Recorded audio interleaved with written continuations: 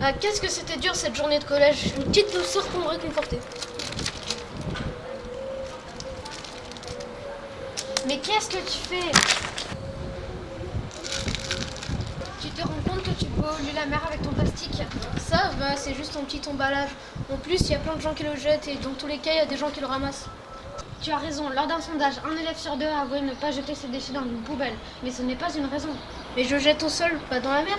Ah ouais, regarde. Ton emballage va à tous les coups se retrouver dans la mer. Bon, viens avec moi, je vais t'expliquer. Tiens, regarde comme c'est beau. Tu as raison, c'est magnifique. Mais c'est quoi ça? C'est drôle, il ressemble au même emballage que j'ai jeté par terre. C'est normal, c'est celui que tu as jeté par terre. On peut demander à un chercheur comment il est arrivé jusqu'ici. On sait, c'est à peu près que 80% des déchets plastiques retrouvés en mer viennent de terre, donc viennent de nos activités ou de nos comportements inadaptés sur Terre. Et après, ce qui les amène, c'est tout simplement des phénomènes météorologiques, climatiques. Tu vois, si on fait un comptage, on trouve plus d'une centaine de fragments sur 1 mètre carré. Imagine combien il y en a sur toute la plage. En fait, en étant transportés, la plupart des plastiques vont se dégrader en morceaux plus petits que l'on va retrouver sur nos plages. Mais c'est vrai, on peut même en voir de couleurs différentes. Oui, et on appelle ça des larmes de sirène. Ah, c'est joli comme nom.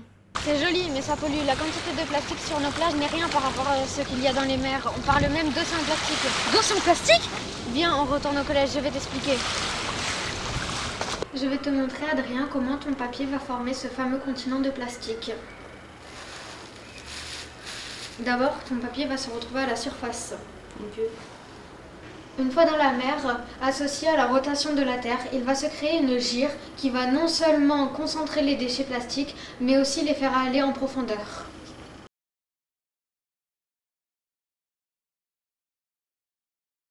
Tu vois, les déchets ne sont plus qu'en surface, mais aussi en profondeur. Tu as compris maintenant?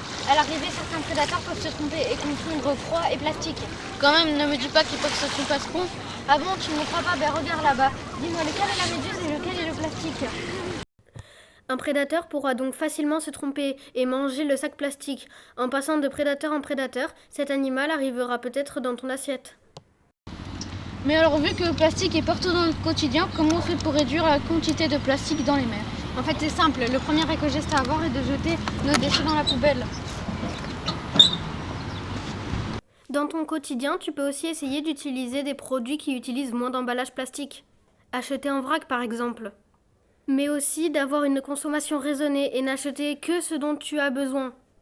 Utiliser des sacs en tissu plutôt que des sacs plastiques. Tu peux aussi essayer de participer à des événements visant à réduire les déchets plastiques. Par exemple, au collège, on a fait la semaine sans plastique. Un autre geste très simple, c'est de trier ses déchets. Faudra que je trie tous mes déchets? Non, pas les déchets alimentaires en tout cas. Mais tu as sûrement vu dans la rue des bacs comme ceci. Un vert pour le verre, un jaune pour le papier carton et un gris pour le plastique métal. C'est vrai que j'en ai vu un peu partout. Comme ça, tes déchets plastiques pourront être recyclés. Et ici, à Toulon, c'est le site Tomate qui s'occupe de la collecte et du recyclage des déchets. Ah ouais, maintenant que je connais tous mes éco-gestes à faire, il est certain que je vais faire attention à tous mes déchets plastiques. Et vous allez faire quoi?